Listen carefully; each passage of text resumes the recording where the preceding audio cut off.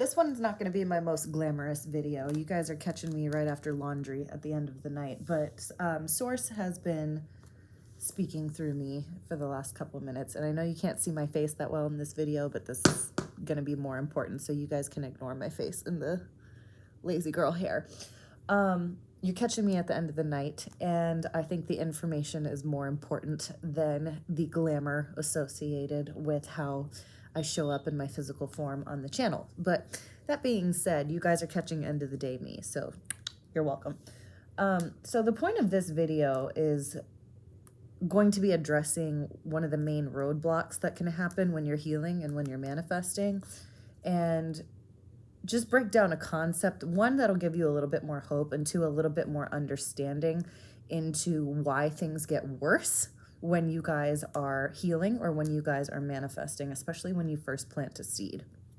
And I've noticed that a lot of people struggle with consistency and persisting in the belief when they rub up on the friction of the old reality, or when they see the old reality, quote unquote, getting worse. So I want to break down some of the scientific mechanics behind that and why it's important to just, yes, keep pushing, but why that negativity is actually helping you, and why circumstances are being presented in the way that they are when they come up in this form. So when you have your energy body, I'm going to represent this with terrible drawings, but I promise you guys I'm a good artist. So my little gingerbread man here, that's our energy body. And it's filled with all this crap from the 3D. Okay. All this is negative and unpreferred energy that's in your energy body in the 3D. Now, what's happening when your spirit first invades your body and becomes one with you? So when you start to integrate into spirit, or when you have what people are calling your spiritual awakening, that's the moment where your higher realm self actually invades your 3D body and it starts to integrate and become one with you. Now, early on in our healing journeys, and this is also why I see a lot of twin flame and soulmate journeys quit at a certain point. There's always a point where they take a temporary break and then realize they're not going to be able to escape the cycle. So the reason why that happens is because you penetrate the easier beliefs and the easier emotions to deal with first, because your human body is being penetrated from the inside out, from your spirit, from the higher dimensions. And I'm going to use cellular phagocytosis to show you guys how that works, and talk about the Faraday cage concept again that I've gone over in other videos. And because it's penetrating from the inside out, what's going on is that you're dissolving the easier beliefs to deal with and the easier emotions to deal with. So the journey doesn't seem that bad at first, and the healing doesn't seem that difficult, right? And then it's like anything, when you do a sport, when you're learning how to illustrate, when you're learning how to play the piano, what happens as you guys get better at the sport or the skill? It increasingly gets more difficult, more intricate, more detail. And then this is the same thing I tell my acrobatic students. When you go up levels, you have to spend longer in that level, and the skills take longer to get down because they're more difficult than the things that you've mastered before. And what I'm noticing is happening to a lot of people is that they'll heal to a certain point, and then it gets so painful because you're getting down to those core and those long-standing beliefs. And it gets more frustrating too, because not only are those things more painful, they're more difficult to penetrate, and they take more repetition, and they take more dissolving because it has had more time and more matter to collect. This is why often too in psychological circles, when you go into therapy, they say that the core of healing is the inner child, because the inner child has existed on this timeline longer than any other part of yourself. And the younger the child, the longer that paradigm has existed in you, right? Because you're essentially collecting yourselves like tree trunks as you get older. And interestingly enough, with the tree trunk reference, the core of the tree is the strongest part of the tree and the hardest to chop down with an axe as well, because the wood is actually tougher. So at that core in the wood is your inner child, the baby, the infant, the 2-year-old, the 3-year-old, the 4-year-old, etc. So the longer that paradigm has gone into your mind, the harder it is going to be to uproot. And the things that we learned in childhood, particularly early childhood, are going to be the hardest things to uproot. And they are going to be the things that have accumulated the most emotional charge. So they're going to be the most painful and the most intense to deal with. And this is where I see a lot of people quit. They quit right before they're at the edge of the turnaround.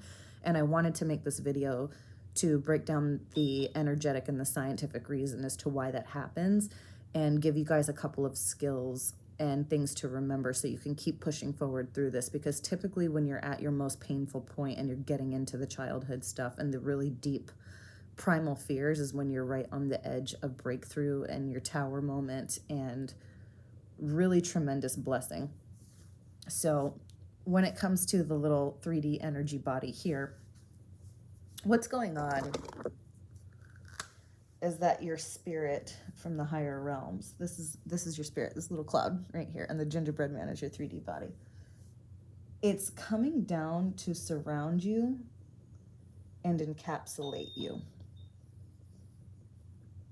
Okay, this is what we say our aura is. This is our Faraday cage that I've discussed in other videos. It's your electric conductor, essentially, of your body, right? So if you want to put it under the Mary Shelley Frankenstein reference, this is Frankenstein, and your aura is the electricity that you're projecting into it, right? Your spirit is the electricity you're projecting into your 3D body in order to animate it like Frankenstein, because otherwise it's just kind of dead meat. Okay, so the same process that happens here is the same thing that happens with phagocytosis in cells, when one cell eats another cell and consumes the other cell. So when you have two cells, the first thing it does is come into proximity with the other cell. And the core of the cell would be the cell nucleus. Okay, so this is the thing that gets broken down last. When this cell goes to eat this cell, okay, you guys learned this in high school biology, but I'm going to go over it anyway in case there's anybody here that doesn't know it. So what happens first is this cell expands itself to start to surround this cell. Here, let me draw this a little bit better. So this cell actually grows larger and begins to surround the other cell. And then eventually it completely surrounds the cell to where it's completely encapsulated but untouched. So this is the point in your spiritual awakening often where you can feel something's there, but you can't necessarily put verbiage to it, and you're feeling this hunger and this call towards spiritual information and all that. So this is before you actually awake. And then when you awake, there's a touching point between those two cells, or your spirit and your body. So this cell, we'll call it the spirit cell, and this cell is the 3D body cell. Okay, the same thing that's happening here. Now, when these two things touch, this is what we experience as our spiritual awakening. So the first thing it eats away at is the cellular wall. And it opens up its own cellular wall. And they touch and they become one thing. Okay, this is the point of spiritual awakening. I know you guys can't see this because of the light glare, so let me zoom in on that. But this point here, where those two walls start to erase a little bit and they begin to touch, is the point of cellular awakening in the 3D body. Now, what is going on with this is that first cellular wall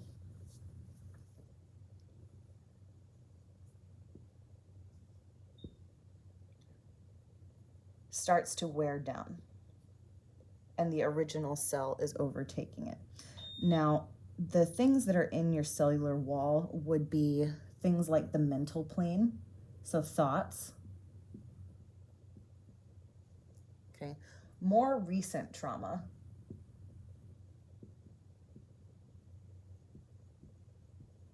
and smaller or more minor traumas.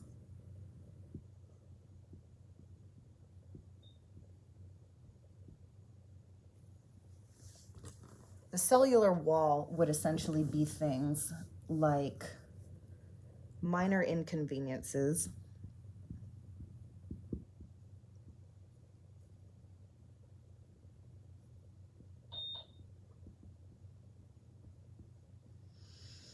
irritations would be a good word.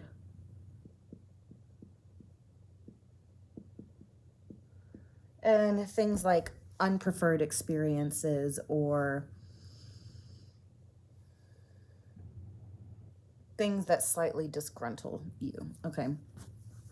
So those are things that are not as deeply penetrated, or things that cause you upset but don't necessarily cause you absolute despair and misery. So the things that we would associate with suffering. So when you guys look at the emotional spiral, the downward spiral, you have all of your base fears. Let's see if you guys can, I think we can see enough there. Okay, so you have your all of your base fears here. And these are things that would be in your root, in the sacral. Okay.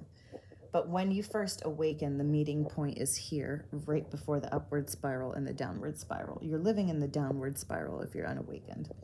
So you start with things like discontent, pessimism, negative beliefs, stuff like that. And then you start getting into jealousy, anger, rage. And then when you get really deep into it, you get things like primal fear, panic, shame, guilt, grief, despair, all of that. So when you first awaken, you're going to touch on all of those minor things, and you're not completely enveloped or integrated with your spirit yet. But as you continue this, as that cellular wall gets eaten away, what's left is the cellular nucleus before it dissipates and becomes one with this nucleus. And then you have one original cell where there was two. Now, where that comes in the human body and the core, I drew that nucleus here right on the heart chakra. But that nucleus can be different depending on who you are and your experience, of course. So this is important because you'll start erasing all of these other traumas, and you'll make more room as you erase this. It's replaced with your spirit energy because you have voided out the negative emotions and then made more room for the positive emotions that the higher realms and the spirit prefers to dwell in.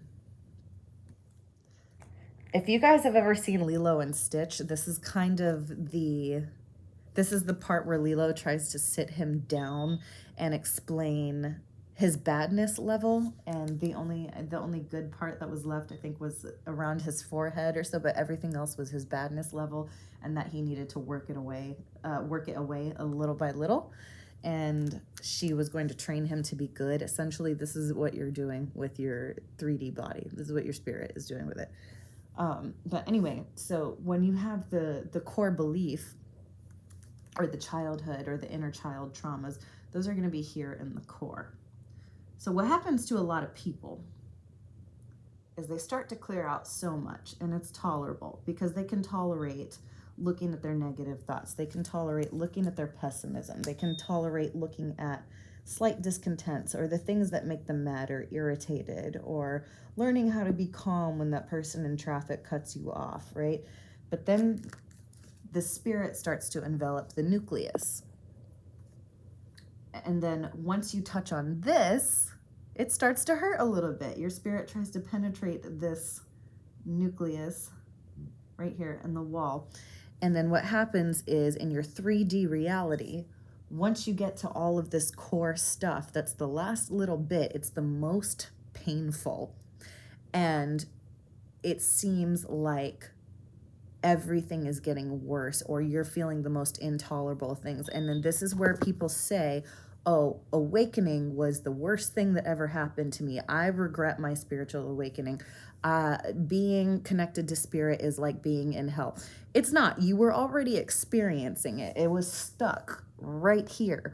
And then what is happening in all actuality is that your spirit is triggering that sensation, and you're essentially reliving it. And then if you don't know what that is, you will feed it and you will play into it, and you'll feel more shut off. And then this starts to grow. And then you feel a lot of internal unrest because those core beliefs, the ones that are the most painful, will fight back for survival. And your 3D body will not understand what's going on when you see triggers of them in your 3D reality. So when your spirit tries to rid yourself of this really dark core energy, that's the last little bit, you'll see things and doorways pop up and triggers pop up in your 3D reality that are extremely painful. And then one thing particularly that was happening to me was bad things weren't necessarily happening, but for me, anxiety and primal fear was a huge thing. So I would get triggered and feel this primal fear and panic attacks in my body and not have the tools to deal with it because I had never cultivated that. And these were my longest standing issues. So when this started happening to me, I was getting the body sensation of having anxiety problems and thinking that I was in danger, or thinking that, that something bad was going to happen, like the catastrophizing that we see, right? And once I started using them as a doorway to program new things, a lot of the body-based fear and then a lot of the triggers started dissipating in my reality, and then a lot of my manifestations showed up. So when it comes to treating this, you guys need to use your negative triggers as the perfect pathway. And you need to look at them like a spiritual gateway, and you need to look at everything in the 3D that's happening like a metaphor. So when you see these triggers, a lot of manifestation coaches actually tell you this all the time, but when you see these triggers, you need to understand that it's actually your higher spiritual brain trying to open up that gateway so that you wire it to a different area, both spiritually and physically, with the brain, with the body response, and then also where the spiritual energy is being projected to. This is where I see a lot of people quit, because all of the rewiring is pretty simple until you get here. Because it, again, like I said, with the different levels in sports, it takes longer and it takes more repetition to get down that new pathway before you see a change. So people will hit this wall and think that manifestation is suddenly not working, or the process is suddenly not working, or, the spiritual isn't real. I just got lucky the first few times. But what I want to break down here next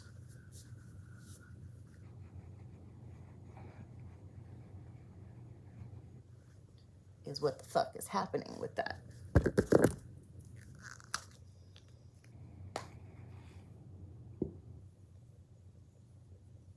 Okay, here's your brain. Here's your brain stem. Beautiful artwork. And as far as the dimensions, I'm going to use 2 cubes or the tesseract in order to demonstrate this as the human form. So you have your cube within a cube. Okay, tesseract. Okay, the teal is your aura, the black is your 3D body. Now, if you guys study quantum mechanics, which you guys know I love to do, what's happening with the Faraday cage, and when you go from the 3rd dimension up to the 4th dimension, for my MCU nerds, this is the Tony Stark Tesseract, okay? What's happening is that you have grid points on the plane of existence. And yes, this plays into exactly what I'm talking about with manifestation and rewiring pathways. So originally you have the 3D object, whatever that is. For us, that's the human body. Now, when you go up to the next dimension, you double all of those points. So a second cube is presented. And this touching point with the phagocytosis I talked about earlier, I hope you guys can see this cube okay because of the glare right there. That meeting point, or that touching point, is when synapses or electrical charge happens between those dimensions. It's the touching point. So what happens with this electrical charge and why these two things integrate and become the cube inside of the cube instead of two separate entities is because of connection points. This point connects to this point. This point connects to this point. So they start wiring together so that they can become one thing.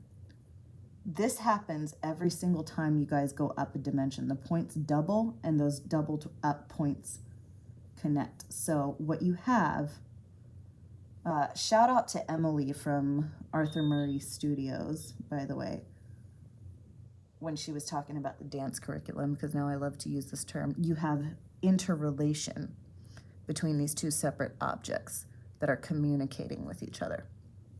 Okay, now the more those points touch and the more often they connect, the closer in proximity these two cubes become. It's the same thing I was talking about earlier with the cellular phagocytosis. So they move and the distance closes to where those two cubes are touching, because you're creating proximity by the connection. Okay, then they start to look a little something like this. Then eventually they move through each other and they become cube inside of a cube, and they start rotating in and out. If you guys ever watch a video of a tesseract, this small cube shifts between all of those connection points and you watch it become the big cube, and they revolve around each other and inside and outside of each other. This is also the idea behind the two Morbius loops becoming a single Klein bottle, where the inside is the outside and the outside is the inside. So where this relates to your core beliefs, most people will kind of get to this touching point right before